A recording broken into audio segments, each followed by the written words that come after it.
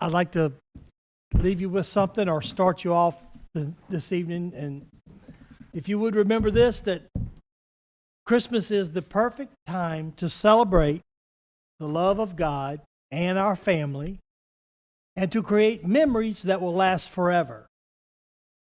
Jesus is God's perfect and indescribable gift. The amazing thing is that not only are we able to receive this gift, but we're also able to share this gift on Christmas and every day of the year. So please remember that, and I hope each one of you have a fantastic Christmas. As our custom, we always get started with a prayer, and today Mr. John Mangus will be the one to start us with a prayer. Mr. Mangus.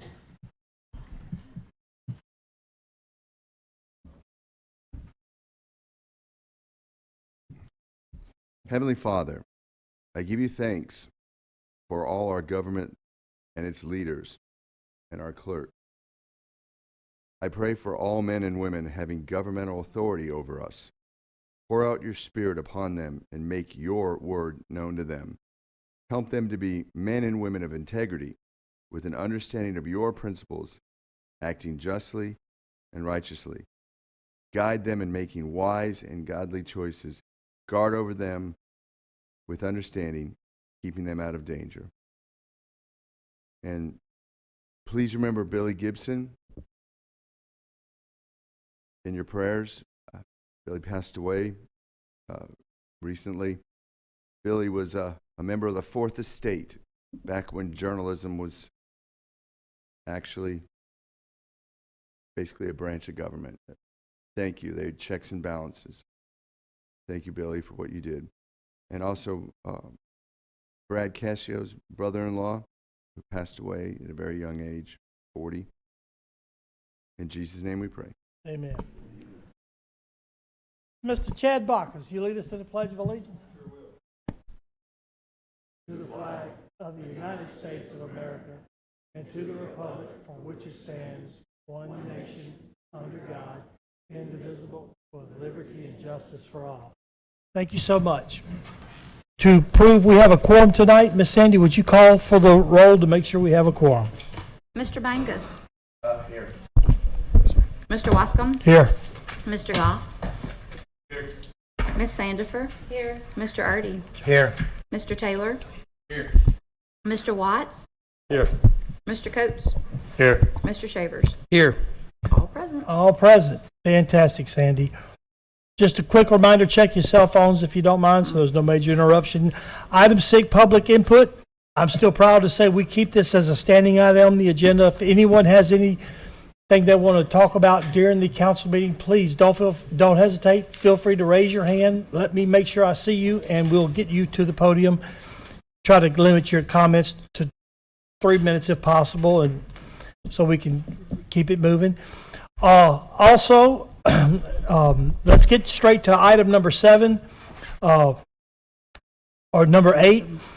This is the pro se verbal of the canvass of the votes cast in the election held in the parish of Livingston, state of Louisiana, on Saturday, December the 7th. There's no action that would need to be taken by this council, but we're required by law to read the results of this past election on December the 7th. It's a state law that requires that we read this for anybody who may not be able to read, so we could all hear it, and then after that we'll pick up a resolution to adopt that process, pro se verbal. Miss Sandy, would you read that? This is a pro se verbal of the canvass of the votes cast at the election held in the parish of Livingston, state of Louisiana, on Saturday, December 7th, 2024. Be it known and remembered that on the 19th day of December 2024 at 6 p.m. in the council chambers in the governmental building, addressed at 20355 Government Boulevard, Livingston, Louisiana, the Parish Council of the Parish of Livingston, State of Louisiana, the governing authority, acting as the governing authority of the Parish of Livingston, State of Louisiana, which is the parish, and being the authority ordering the election held therein on Saturday, December 7, 2024, did examine and canvass the returns of the election, there having been submitted at the election the following proposition, to wit: shall the Livingston Parish Home Rule Charter be amended to authorize the Parish Council to engage legal counsel for itself? And it says, there was found and said, count and canvass that the following votes have been cast at the said special election in favor of and against respectively the proposition as hereby set forth at the following polling places to wit. The polling places above specified, there was a total of 2,641 votes cast in favor of the proposition and a total of 5,955 votes cast against the proposition, as herein above set forth, and that there was a majority of 5,955 votes cast against the proposition. All right, thank you so much. Item 9 would be adopt a resolution providing for the canvassing and the returns and the declaration of the results. Is there a motion to adopt a resolution canvassing those? Mr. Mangus makes the motion. Is there a second by Mr. Billy Taylor? Any discussion? All in favor say yes. Yes. Is there any opposed? None being, that motion carries. Item 10, Parish President Report. This is a public hearing and adoption of LP Ordinance Number 2433 to amending Chapter 115 floods to update the freeboard requirements with the special flood hazard. Before we get started into the public hearing and the adoption of ordinance, Ms. Sandy, you want to read by title? This is proposed ordinance number 2433. It's an ordinance to rescind and reenact Chapter 115 floods in its entirety of the Code of Ordinances in and for the Parish of Livingston.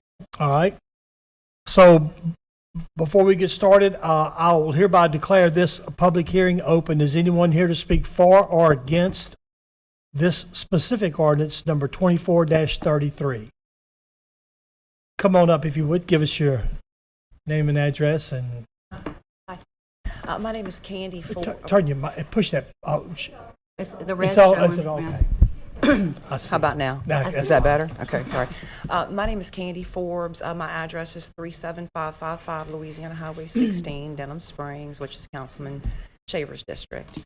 And I had some questions about the ordinance itself. Sure. Is the ordinance itself tonight to raise the base flood elevation to 2 foot, BFE plus 2? I'm sorry, BFE plus 2. Yeah, I think currently we are at BFE plus 1, and I believe it's to take it to BFE plus 2. Well, I listened to the council meeting that y'all had 2 weeks ago, where they had the FEMA representatives come in and different people talk about their requirements and how they were under the gun because of FHA financing. And I totally get that. And everything that they said, or the majority of it, was absolutely on point, the people that were speaking. But with respect to manufactured housing, we're a little bit different, okay? And that is what I wanted to talk to you guys about tonight. Whenever you say we go to BFE plus 2, when we walk through the doors of the council chambers, when you put the front door of the council chambers, when you put your foot through that door, that if this building is built to the base flood elevation, that is your threshold, okay? On a manufactured home, it's different. For us, it's the steel I-beam that's under the home, okay? So we have a 12-inch I-beam, and then we have another 6 inches above that. That is a bottom plate on the home. So we are always 18 inches higher, even if we're at the same elevation. Does that make sense? Does that make sense? Yes, please. Yeah. So if you build a site-built house on a piece of property, and then I put in a manufactured home next to you, and you tell me to put us at the same elevation, my home will be 18 inches higher than yours because of the frame that's under the house, a painted steel frame, okay? So by law, I can, as a dealer, as an installer, I can only block a home 67.5 inches before I have to call in civil engineers and do alternate foundations. So you're talking about 5 foot 7 inches. If you get us above that at any location, then we have to call in civil engineers and build alternate foundations. Those alternate foundations for manufactured home purchasers can run anywhere from $20,000 to $25,000 at a minimum, and I've seen them go upwards of $80,000. It is an enormous cost for not very much benefit. And while I understand that it has to be done for site-built housing because of FHA loans, my hope is that we are already at BFE +2, is what I'm saying. When you put us at BFE +2, because that's what the parish is right now, we're base flood elevation plus 1 foot. The threshold of the front door of any manufactured home that's set at BFE +1 right now is already 2 foot above base flood elevation. Okay? So if you make us go up another foot, it has the potential in a lot of areas in the parish to put us in a position where we're over that 67.5 inches and people have to pay for these enormously expensive foundations. That's where you have to call in somebody like Davy Shoring or Wade Schechtschneider to come in and build the foundations. Sure. And I don't think that it would affect, my hope is that it won't affect your rating system with FEMA and you're able to do this because it's going to cost the consumers too much To elevate. And we're already there. Mobile home. Yeah, Right. we're already there because, and I think he passed out a diagram of a frame that if there's 12 inches of steel height there, and if we can get the ordinance fixed where we stay at BFE +1 like we are right now for manufactured homes, we are at BFE +2 at the threshold, just like a site-built house. If and now let me ask you a question. I know it's confusing. I was confused. If we listening. passed the 2 foot freeboard, they call it, but then we have a separate ordinance, which I think we have some more ordinances coming in that specified where the measurement of a manufactured home be. Because I'm thinking, like you say, 12 inches, but there may be some that are smaller, 6 inches, or they're all 12. So if we passed a separate ordinance that required where the measurement was taken on manufactured homes, and it was above that I-beam, below the actual wood deck floor, then that might suffice. I mean, we'd have to get some. What I'm talking about is the unintended consequences from trying to do good. Yeah. You know, and it will be an unbelievable amount of expense for people who are putting in new manufactured homes. To go an extra foot. To go an extra foot, because you say 12 inches, what's 12 inches? When you have to stop at 67.5 inches and you're already in a flood zone and you're already blocking a foot above what base flood elevation is, and you tell us to go to 2, yeah, at that point, we're looking at Davy Shoring on a lot of these jobs. Right. And the people just can't afford it. Sure. And the cost of it is so high compared to what benefit or savings they would. You know, so I'm hoping that they're able to make some sort of exception. I do understand on the FHA portion for site-built homes. I get that. But we're selling homes one at a time. We're not putting in subdivision. And they're not doing FHA loans because we have to elevate the entire ground in order to do an FHA loan. And when I say the ground, I mean if your neighbor owned an acre of property and he wanted to do an FHA loan with a manufactured home, you don't elevate the house to be able to qualify for FHA. You elevate the ground. The pad. No, not the pad, the acre. Yeah, we don't do them. We don't do FHA loans unless they're in an X flood zone or a no flood zone. So it doesn't have any bearing on them. But on the site built side of it, I get it. So if they're using the threshold of the front door to be BFE +2 on a site built house, do it for us. Let the threshold of our door. That's what I say. Maybe a separate ordinance that would designate what part of a mobile home. Then it would be equitable. Yeah. You know, and the people that are buying manufactured homes wouldn't have to suffer. Sure. Mr. Bangus, you had a question? You want to turn your mic on? Mr. O'Neill, Gary, can you please come up and answer? I have the question for you because you brought this up at the last meeting, and I don't mean to put you on the spot, even though I am. So, in respect to what the Gary O'Neill, 20224 Gardens Court, Walker, Louisiana, 70785. As far as the flood insurance program goes, the national FEMA flood insurance, are manufactured housing considered in that? Yes, absolutely. Okay. So FHA, you said, made up almost 75% of our mortgages in the parish. I don't know if those are all in flood So zone. that was, so in talking with some folks who are home builders, who are developers in the state, 3 out of every 4 were lots they sold, wasn't it? But I think the question that you're getting at is, the other piece of this is, any time that you finance more than 8 out of every 10 cents of a home's value, you're going to have to get something called mortgage insurance. Some of us may pay for mortgage insurance on our houses right now. The single largest provider of mortgage insurance is FHA. So if you don't adhere to FFRMS, not only are you not eligible to get an FHA mortgage, which may not impact mobile homes, but if you've got to finance more than 8 cents on the dollar, or excuse me, 8 cents out of every 10 for home's value, you could be precluded from obtaining FHA mortgage insurance as well. They're the largest provider of mortgage insurance by far. Yes. Yes. Yeah. What you have on F, No, you have it on any, not so on me, any and not on conventional. interest. Yes, sir. Mr. ahead, Delat, you had a So, question? But it is or- absolutely true on FHA loans, and it's absolutely true that 3/4 of the cycle in a big subdivision end up doing an FHA loan. I'm not talking about developers, I'm talking about large subdivisions. I'm talking about Bob Smith. Let's try to Can you- get in the can you please address the microphone council? and- Yes. Yeah, I'm so sorry. Real quick, go Hey, ahead. guys, Miss Candy has brought a legitimate concern for the residents of our parish. There's 2 ways. She met me in the hall. We discussed this. First time I heard about it was today. So we had Miss Cindy check with the FEMA regulations. If we exempt them from that, it's going to cost 40 points. That's a decision that we have to make if we do that.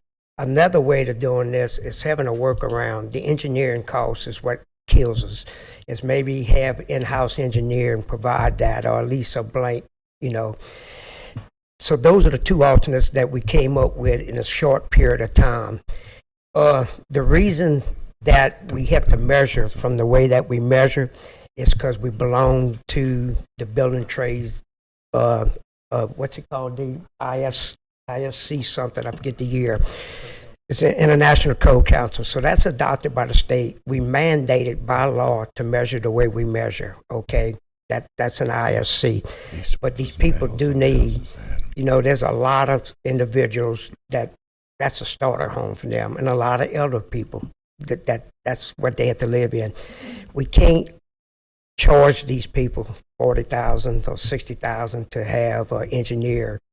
And in my opinion, we got to find a workaround. Whether we give up the 40 points and exempt them, or whether you do something in-house where they don't have to pay it. But I think the council should strongly consider that, not bringing that cost to the consumer.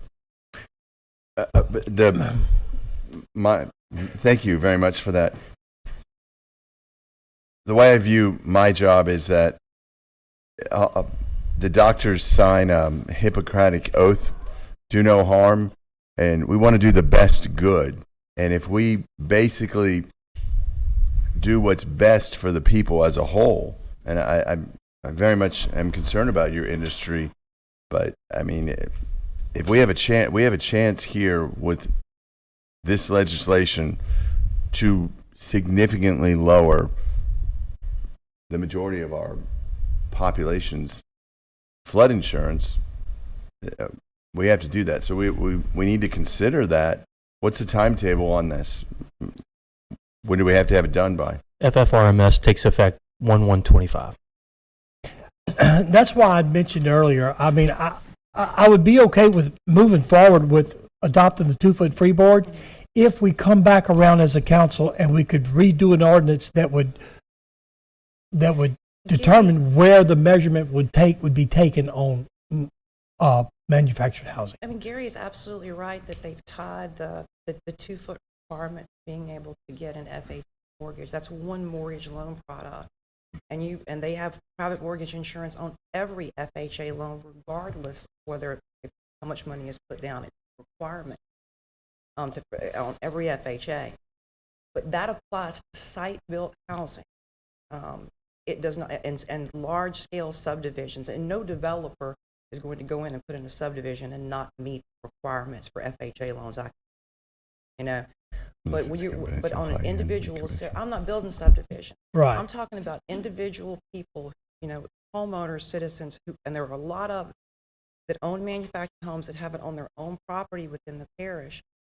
They're not doing FHA loans, so it doesn't affect them. But it does have the potential to make them spend a fortune on foundations. Yeah. But he is correct. Together, I mean, he's got a big club and they're banging all over the house. But if we do a separate ordinance, Just so you know, this is actually not FEMA. This is Or actually HUD. HUD, and it's the federal government. It's already public. It sort of is what it is. but a separate Yeah, I don't ordinance wanna- at I- another time exempting or reestablishing how measurements are made on manufactured homes. And I feel like you guys, nine of y'all have the. And I think but I mean, I guess the reason I'm saying that is because we could still move forward tonight with the 2-foot freeboard, and then we could pick this up at a later time. That's why I keep going back to that. I would love. Can we get with you and help? Yeah, can you help us write it? Help us write an ordinance that would, and I'm just a concerned Carl. I'm You're just concerned, Carl. I'm not a Karen. I'm a concerned Carl. But what I would tell you is that the administration could probably very easily leverage, their state floodplain manager or their in-house floodplain management staff or FEMA and find out how other communities maybe address the issues or the potential discrepancy. But I will tell you this: it is very real. You will. Ms. Kendi, I mean, I can't speak for the council, but I really think that we want to do the 2 feet just so we can get Livingston Parish back in the NFIP flood insurance. And I agree. But I can't speak for them, but I'll assure you that I'll do anything I can, and I believe the council will, that once we get past this, when you run into that problem, please let us know. And if we might have to write another ordinance, a resolution, it may even have to be by a variance or a waiver, but let us know. And if we need to write a law to either exempt or remeasure those, I think the council would support that. Well, thank you. Thank you very much. All right. Mr. Jim, you had something? Yeah, Jim Gilbert, Chief of Staff. And yes, we are in favor as administration to move forward with this, and we are committed to helping her with the problem. We just, as President Delaz said, we just spoke about this recently. We've already started working this. He's already mentioned a couple of ideas. There's got to be an answer to this, and we do plan to. And I'm really glad to hear that the council is committed to working with this as well.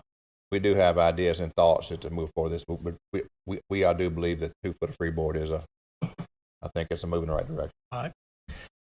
All right, we had, that the public hearing is open. Any more to speak for or against? May I go now, Councilman Mangus? I'm joking. Mr. Wally Avara. Give us your name and address, please. All right, Wally Avera, 14318 Brown Road, Denham Springs, Louisiana. Miss Cindy is correct. There's a 12-inch I-beam up under the mobile homes, and about the expense of raising them is Ms. Candy. engineering. Ms. Miss Candy, Candy. I'm sorry. However, you cannot change the law of where to measure it at. That's set by the International Building Code standards. That's federal. That's not something you can just change. You may be able to come up with a way to give it a waiver to where it can be built lower, but just want to let you guys know you can't just change it because that's a standard that's set. So it will be very expensive for mobile homes, and I know several of our parish councilmen would rather get rid of mobile homes in our parish anyway. So I see this going forward. Don't look at me. I didn't say that. I'm just talking. Okay. All right. Thank you very much. Thank you, Mr. Wally. Public hearing, any more to speak for or against? None being, I'll close the public hearing. Now we'll go to back to the meeting. Is there a motion to adopt this specific ordinance? I'll make that motion. Motion by Mr. Billy Taylor, and Mr. Ryan Shaver, second by Mr. John Mangus. Any more discussion from the council on this? Please let us know, Ms. Candy, because I assure you, I'll do hard everything I can to make sure that gets done for you. Ms. Sandy, you want to call for the vote? Yes. Mr. Mangus? Yes. Mr. Wascom? Yes. Mr. Goff? Yes. Ms. Sandifer? Yes. Mr. Erdy? Yes. Mr. Taylor? Yes. Mr. Watts? Yes. Mr. Coates? Yes. Mr. Shavers? Yes. Item 12, public hearing and adoption of ordinance LP number 2437, this is an ordinance to require movable property for the parish of Livingston pursuant to the Flood Mitigation Assistance Program. Ms. Sandy, you want to read this by title? Yes, this is proposed ordinance 24-37. It's an ordinance to acquire a movable property for the parish of Livingston pursuant to the Flood Mitigation Assistance Program, project number EMT 2022 FM 003-0003, Livingston Parish, for the address of 7597 Denham Drive, Denham Springs, Louisiana 70726, which is Lot L, Denham Springs North Subdivision. All right, I'll hereby declare a public hearing open. Is anyone here to speak for or against this flood mitigation assistance program on this specific address? Any being? None here for that, or nor against. I'll close the public hearing. Is there a motion to adopt this ordinance? Motion by Mr. Mangus, second by Mr. Billy Taylor. Any discussion? All in favor say yes. Yes. Any opposed? That motion carried unanimous. Item 13, introduction of an ordinance for the extension of our current 12-month moratorium. This was, I believe, brought up from the last council meeting. I think we've had a couple council members brought this to the, I know it went through the ordinance committee Tuesday night. We discussed it. I think we've been talking on the phone. It started off at 12 months, and I'm hearing 6, 5, 3, 1. So I don't really know what the will of the council is on this. Does anyone have any, is there a motion to move forward with this, or does anyone have any comments on this? I make a motion to extend it not to 12, but to 5. 5 months? I need to read it by title too. Give it Oh, a number. Let her read it real quick.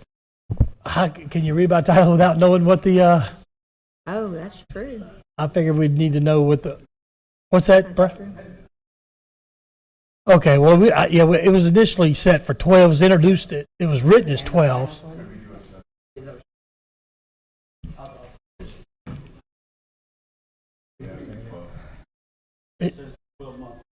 No, it was for 12, though. It was, at the ordinance committee, it was for 12. I can't.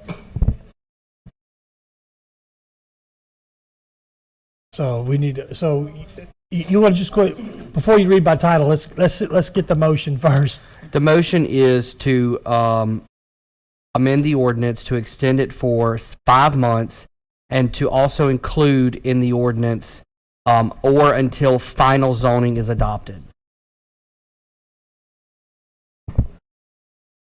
Well, It hadn't been introduced, it'll have to be amended. If it's been introduced and, yeah. so, It'll be amended. is there a second to Mr. Shaver's motion? If there is no second, is there any other motion to introduce? I'll second his motion. Oh, we got a second. All right, well, any discussion on 6 months and, go ahead. So You said 5 months, I'm sorry, go ahead. he said 5 months, and then we had the language you and I talked about at the very end about or whenever zoning is approved or final zoning is approved. That's what I just told you. Right. So, but my concern there is if is like we talked about it before, there's a whole lot more to it than just the zoning part of it. So, like the building codes and all of that stuff, if we haven't gotten those things taken care of and then the zoning part gets approved and done, then they got to start taking plat. And then we turn right back around and change some of our ordinances for the what's the building code? Unified Land Development Code. Thank you, Al. And then we start looking into that, and we ain't quite finished that. Then we have, it could get very confusing for the planning department, I would think. So read me. So I'm not opposed to the extension, whether it's 3 months or 5 months. And I hope that this council as a whole, at that point, we're done and we can keep the foot on the pedal and try to get this thing done in a shorter period of time. But I would much rather see us just extend the moratorium, don't put the zoning part or until that is done, and then approve whatever they get completed at this council as soon as we possibly can.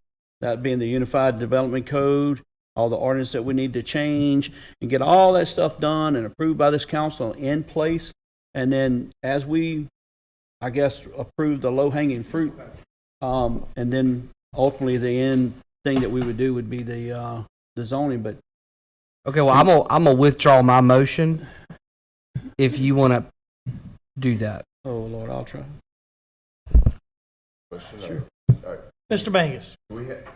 Can we discuss, without having a second and a motion? Well, I guess since We can if you, be quick. is there anybody from WSP here?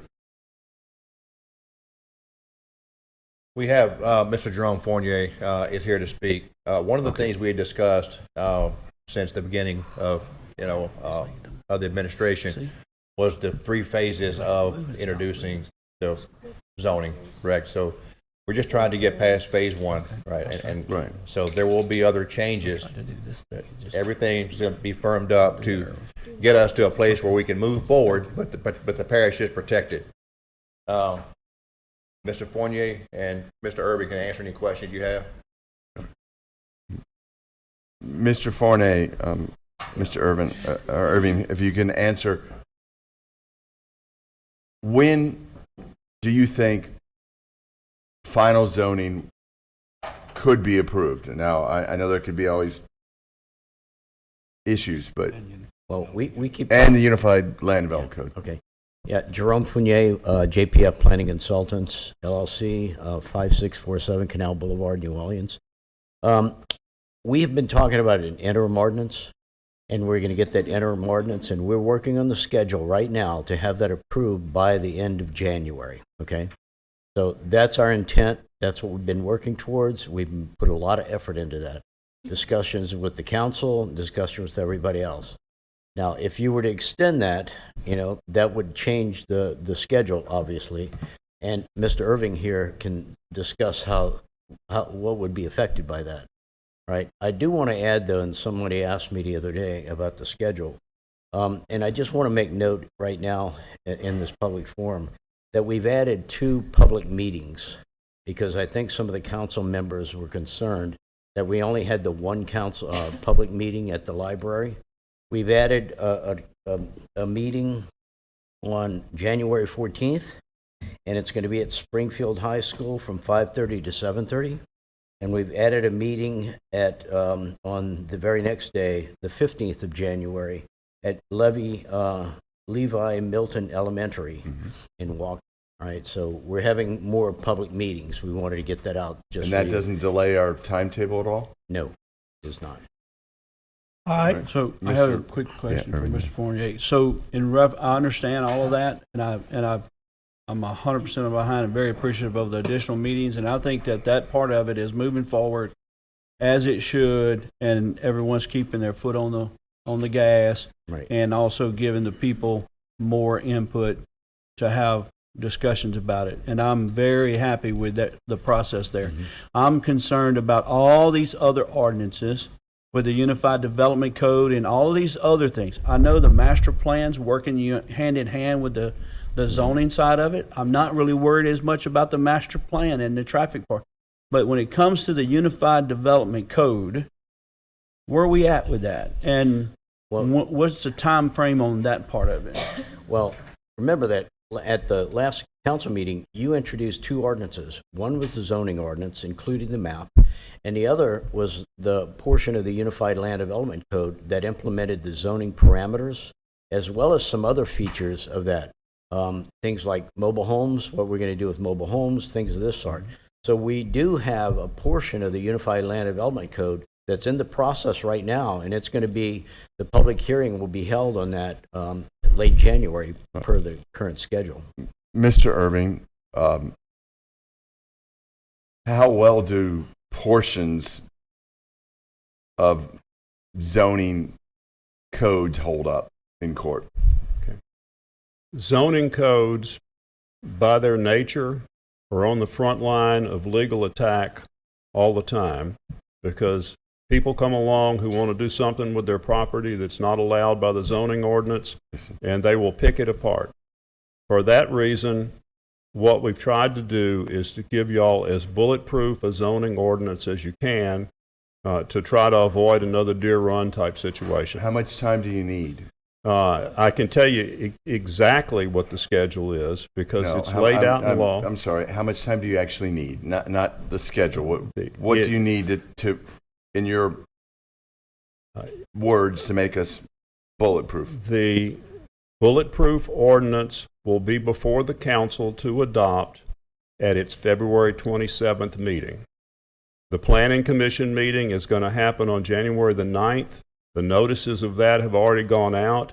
The notices of the February 27th council hearing are also going out with them. We'll probably run some more of those notices, and it will be before the council. It's been introduced already. It will be before the council, ready to adopt with every I dotted and T crossed on February the 27th.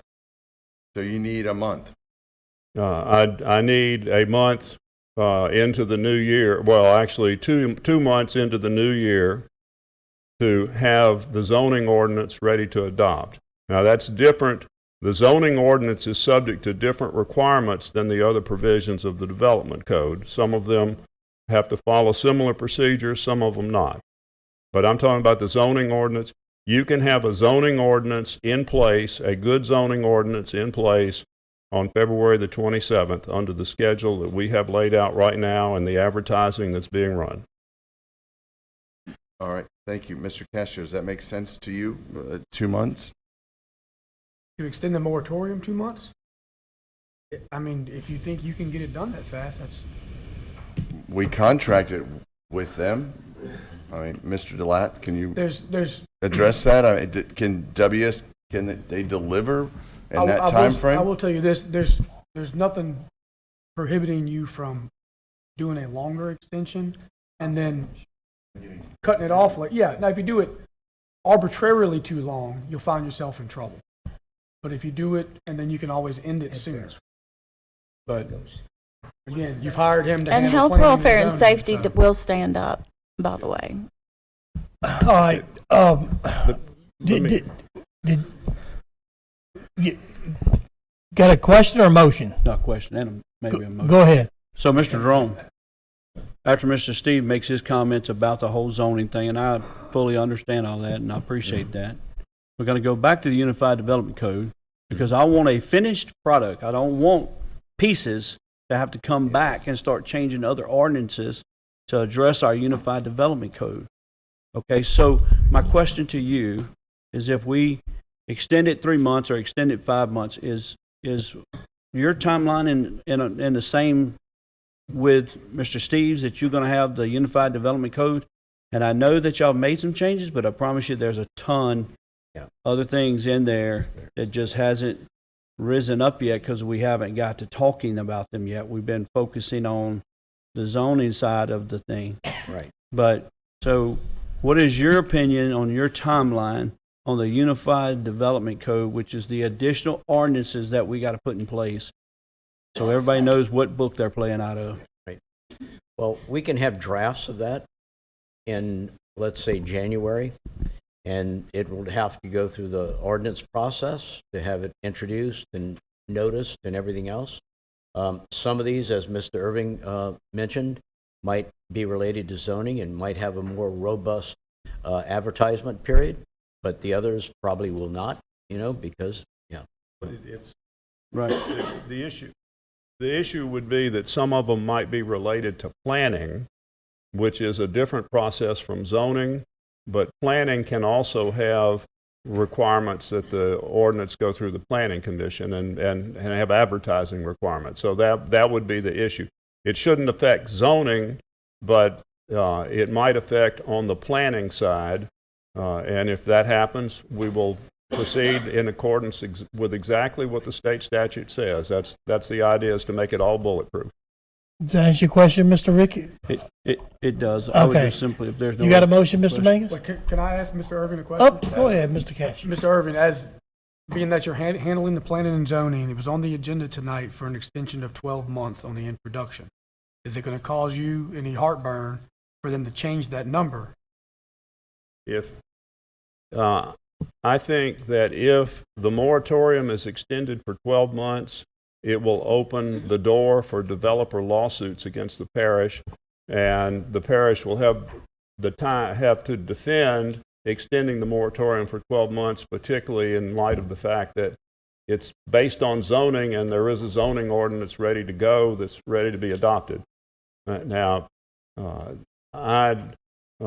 My suggestion was to, extend the moratorium until March the 1st, which is a few days after February 27th. I don't think anybody can fight with that.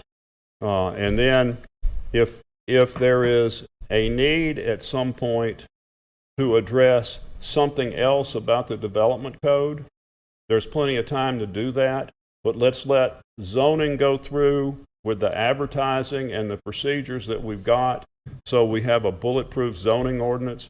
We've got parts of this parish that aren't zoned at all right now, and we don't want to do anything that opens them up to be the Wild West, even if it's for a day. I just want to make sure it's not going to cause any problems if it's on the agenda as 12 months, but now they're changing it to a smaller number. I just want to say something, Mr. Steve. Of a 12 month. I get the tension of this. I completely get it, right? We've been under a moratorium for a year and 4 months, 6 months, whatever August is. But what we as a council are trying to do, we're right here at the finish line. I feel like we're only taking into consideration this product for the developers. The constituents of this parish deserve a good final product. If we've hired this company and worked with them diligently to get this done, and they're right at the end, why wouldn't we just allow for another, I'll go 4 months. Look, But nobody's thinking of the constituents, I feel like, in this parish with this. I'm trying to think of the constituents. What I'm trying to do is get you a zoning ordinance in place that's not subject to legal attack to the best of my ability. I'm with you, and let's do it, but let's give us a little bit more time. And you said March, let's go to April. This is what it boils down to, is the timeline. Just Push your button there. Point of order, sorry, Mr. Shavers. I'd just like to make a motion. If it's seconded, good, we vote on it. I want to make a motion that we extend the moratorium for a maximum of 3 months, but if the Unified Land Development Code zoning ordinances are ready to go, and I need better help on the wording on this. He said they will be ready. Yes, then it's. He said they're going to They be can ready. get out. It can be sooner. Simple 3 months. All right. Huh? Okay, we need a second, or What does that put us? April 30th. Is there a second to 3 Mr. months, is it April 30th? 31st is what was said. We'll just make it till April. End of April. April 30th. Well, let's make it April then. April 31st. End of End April. of April. Is that your motion? Is there That's a second? my motion. Do we have a second? Second by Mr. Sanford? Okay, Last day of April. April 30th. February, March, April. Yeah, last day of April. April 30th. Is that the last day or is it? Yeah, I thought April. I did the knuckle thing. You don't? Is there a second? Second? Second by Mr. Lonnie Watts. Any more discussion? Ms. Stan, you want to call for the vote? I'm sorry. Yeah, come on. Thank you. I didn't see you raise your hand, Sarah. Come on up. Sarah Ferris, 19241 Plantation Trace Drive, Livingston. Maybe this is a question for Mr. Cassio. What we have on the agenda tonight is an introduction of a 12-month moratorium. Can you now just introduce something that wasn't on the agenda? Or would the better course of action be to introduce it and before you vote on it, amend it? So actually on the agenda, and I reread it, it's extension of a 12-month moratorium. Okay, so it doesn't So it actually define doesn't it. say how many. Okay, so what Mr. Mangus just worded didn't sound like an introduction, so we need to be very careful with the wording of this. That's my first comment, is if this is not properly introduced tonight, we are in a world of trouble. So please, before you vote on anything, take as much time as you need and sit here and talk about it, because if you don't get it right tonight, we are going to be in a world of hurt come the end of January. The worst case scenario is that this moratorium expires at the end of January. It hasn't been properly extended, and we have implemented nothing. So all that said, I'm not entirely sure what the benefit is of extending this to like April, May. I'll take it, but if you've done April, May, then heck, why not go one more month and go to June, because that's when they're supposed to be done anyway. So their schedule has them finished in June. So we're arguing over like a 30-day window here because we're afraid once again of lawsuits. I think you'll be okay for another month until they get everything done. So I understand your point about the constituents, absolutely agree. But one of the biggest complaints from developers in the past several years has been, you keep changing the rules, and we keep trying to do stuff, and you keep changing the rules. So what's going to happen in April, May, or whenever this gets done, is you're going to have one set of rules, and then come June, you're going to have another set of rules. So you're going to have all sorts of things that happen from April to June, and then we're going to change the rules again when we get this Unified Development Code completed. And then you're going to have people say, I don't want to abide by that. I want to abide by the rules that I did my submittal in April and May. So my ask would be, get this all done, all at one time, so that it's clear for everybody, and we're done with this. Thank you. I make a substitute motion. Come on up, Mr. Kirkpatrick. Yeah, Scott Kirkpatrick here, representing the Home Builders Association of Greater Baton Rouge. Yeah, I just want to highlight kind of the challenge that basically the 1.5-year moratorium has had, on home building in the parish. And it's discouraging that we're considering extending it. I think we have worked to be good partners here. We understood when y'all came in, hey, we need a year to get the house in order. We participated on the housing task force. The schedule was laid out at that time. The best I can tell, that schedule largely has been followed. And now, there's more uncertainty. Any of y'all who are business folks, you're looking for certainty. This is very difficult going into 2025, knowing that this is going in and out, roundabout. I was at a home builders event 2 days ago. The topic of conversation was, now we got, efforts in Livingston, another 12 months. Obviously good, it maybe not be 12, but it's just uncertainty. People are making decisions. What do I do with my framers? Do I keep my plumber on? I want to do a 10-lot subdivision. I haven't been able to do it for a 1.5 years, may be longer. So there are just real implications here. I know it's just an introduction, and I guess my main request would be, whatever y'all decide on tonight, we'd love to meet to understand exactly what the heartburn is, because this is a second go-around for us on zoning here. We participated in the first Alvin Fairburn effort. We've participated in a lot of changes to the Unified Development Code for over 3 or 4 years. Mr. Waskin, we've been, there have been a lot of changes to that, and I know there'll continue to be changes. So one more thing to say is, we have seen this happen in Ascension, right? They did a 1-year moratorium. They had the first subdivision approved in 3 years in Ascension. That was the impact of their 1-year moratorium. A home building there it is hard to find land. It's hard. It really has changed the nature of home building in Ascension dramatically. And then here we are, not only a 1.5 years, potentially 2-year moratorium here. So I just, again, want to work with y'all. We want to be good partners. We understand the nature of home building in Livingston has changed, will change, but we got hundreds of people who live here, who work here, who are in trade, building homes here. I just hope that that's a part of the discussion as y'all think about this. So thank you for trying to make this as tight and as limited as we can, so that there's a good place to get some business done and some home built. Mr. Delat.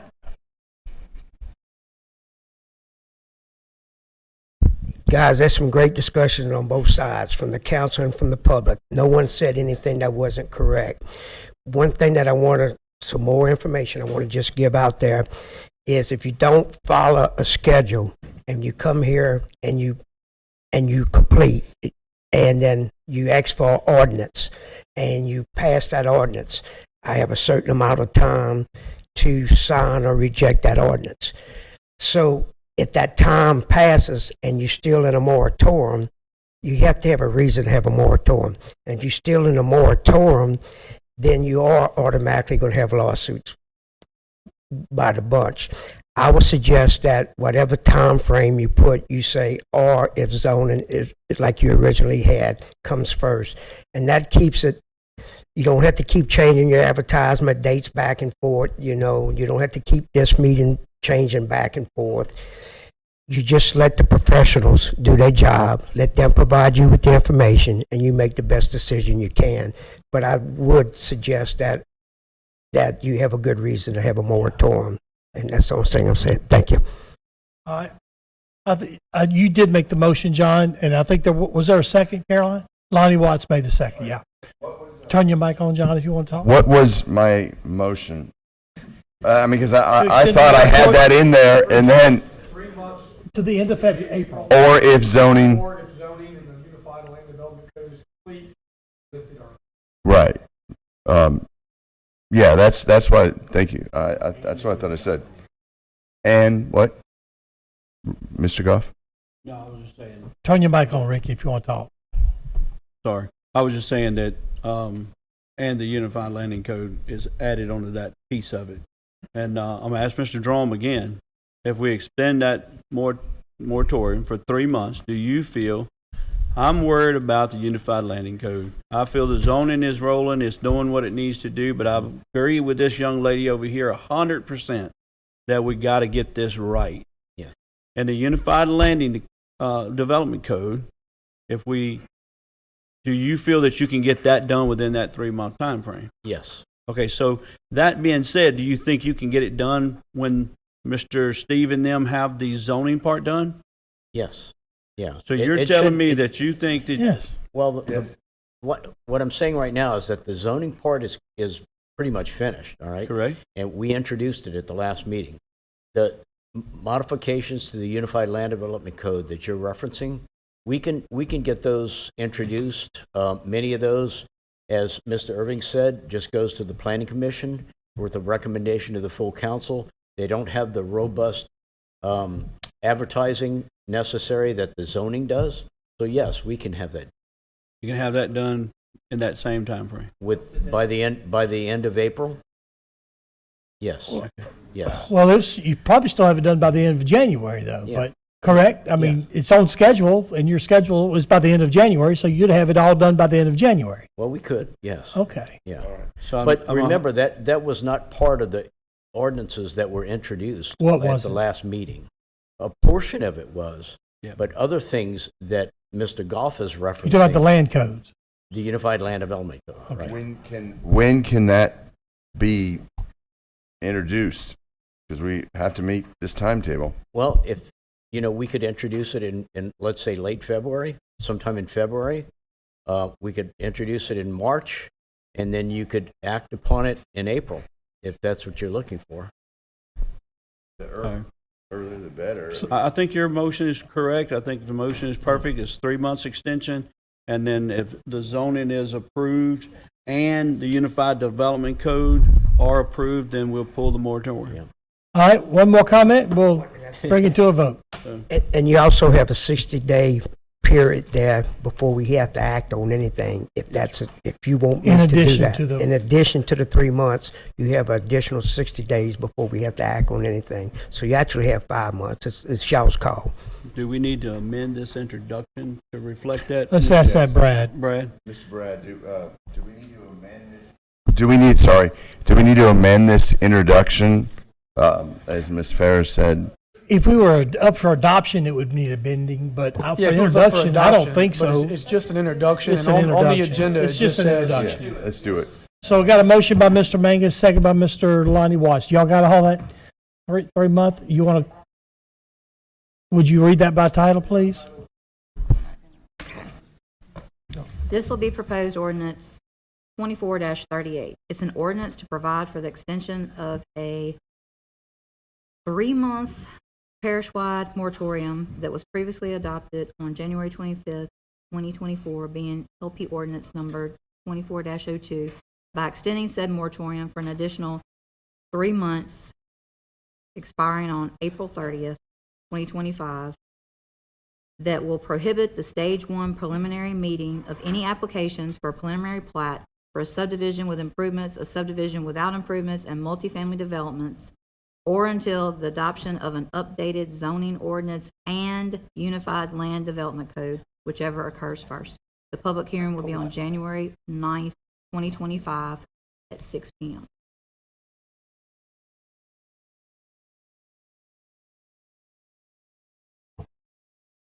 The initial 12-month in the title is to remain 12 because it's an ordinance to provide for the extension of a 12-month parish-wide moratorium that was previously adopted on January 25th, 2024, being LP ordinance 24-02, by extending said moratorium for an additional 3 months.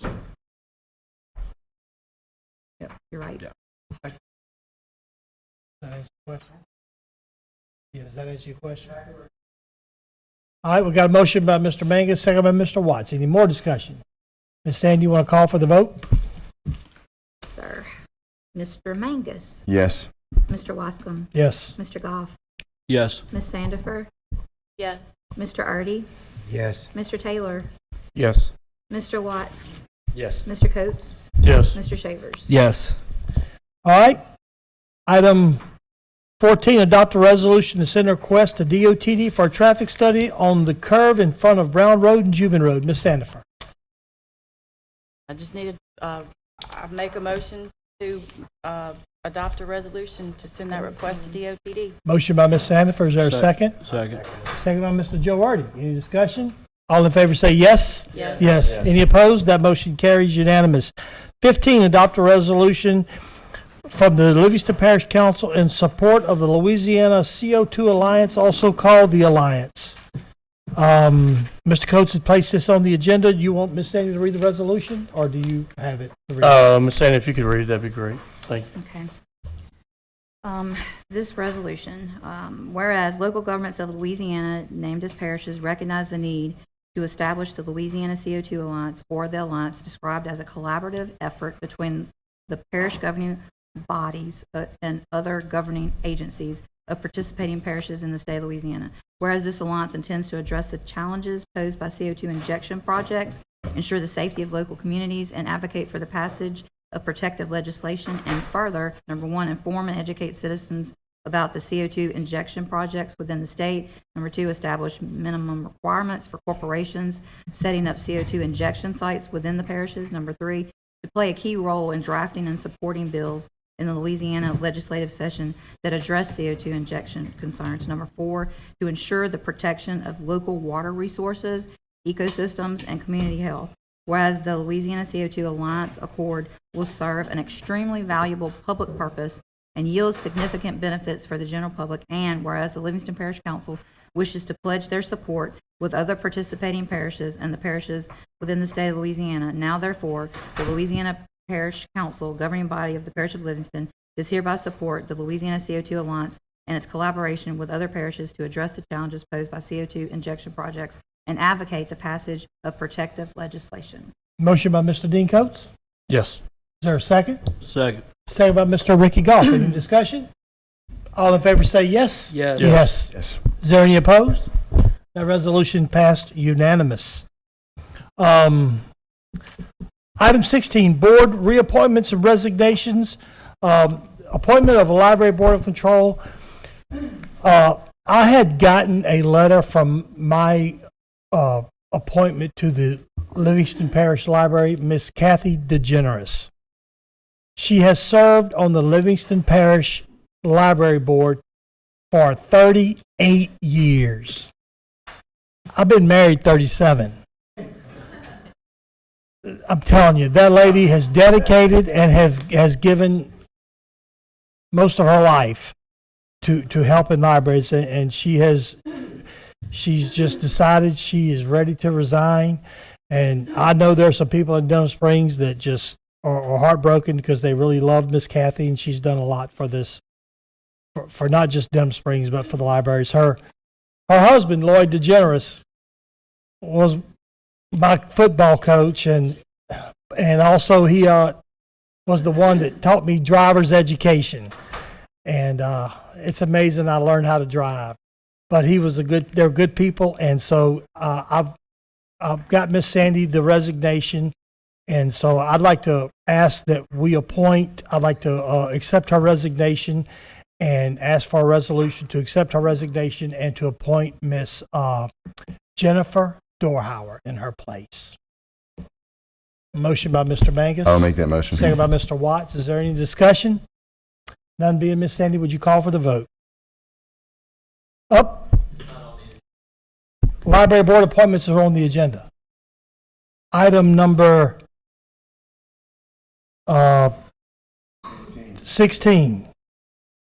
Appointment to the Library Board of Control. Well, all board appointments are on there. So, Ms. Sandy, you want to call for the vote? Mr. Mangus. Yes. Mr. Wascom. Yes. Mr. Goff. Yes. Ms. Sandifer. Yes. Mr. Erdy. Yes. Mr. Taylor. Yes. Mr. Watts. Yes. Mr. Coates. Yes. Mr. Shavers. Yes. Item 17, discussion of February meeting dates. Mr. Chairman, Mr. Coates? I'm sorry to interrupt.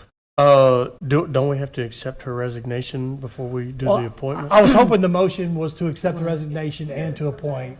It was for Okay. both. I mean, was that what the motion was? Are you okay with that? Yes. Okay, all right. It'd be separate, but it's okay.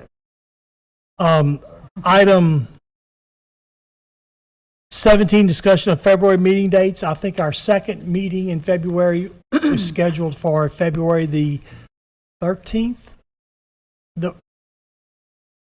second Thursday, which is the 13th, which is our first meeting of February. However, there is a police jury association meeting. We may have some meetings that night. So because January has 5 Thursdays, instead of having three meetings before, if we move February up, the first meeting in February up to the 6th, we would still have that 2-week in between meeting. So if no one has a problem, or y'all okay with moving the February 13th to February the 6th? Everybody's good with that? Is there a motion? I'll make the motion. By Mr. Billy Taylor, second by Mr. John Mangus. Any discussion? All in favor say yes. Yes. Any opposed? That meeting has been moved. Items 18 and 19 have been pulled from the agenda. Item 20 would be committee reports, Finance Committee. We did not meet. Everybody spend your Christmas money, not the government's, but I know item 20B, Ordinance Committee, had met Tuesday night, and they did a fantastic job of going through ordinances. I appreciate your hard work on that, Dean. I know it's you put in some time, and I appreciate it. Do you have any comments or anything? I do. We'll let everyone know when the next ordinance committee meeting comes up. However, from the looks of things today, it looks like we should have a lot of ordinance coming through.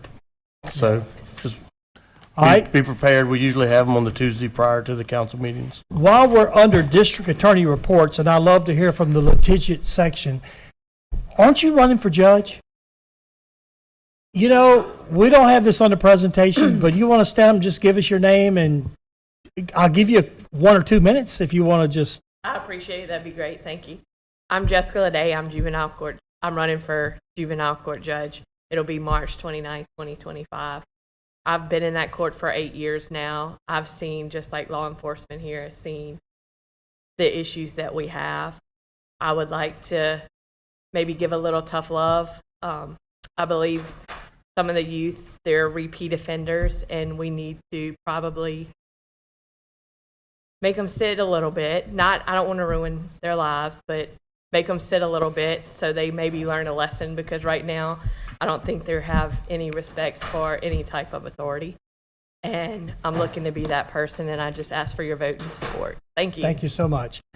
Along the line of litigant, Mr. Cassio, did you have any comment? I just wanted to thank y'all for reaching out today, and the text messages and the prayers are definitely appreciated. And I just wish everybody a very Merry Christmas. All right. I was trying to make this the last meeting of December to be a short one. Does anyone have any comments? Who said that? Oh, yeah. Happy birthday. Sarah Ferris. She said happy birthday to me, so thank you so much. 61 years old today. Yeah. Well, come on up. Give us a comment. We'll extend this meeting another minute. It won't take but a second. The only reason I wanted to mention this, y'all are the ones who are going to be voting on the, on the zoning. I think that y'all need to send letters out. The assessor's got the address to everybody out here that owns property. I think y'all need to send a letter to everybody and tell them what their zoning is going to be. Let them know what their property is going to be zoned to before you vote on this. Thank you very much. Okay. All right. I wanted to say that I'm very glad to see Mr. DeLatte back, and I'm glad that he has jumped back from his accident. And I prayed for you. My family prayed for you.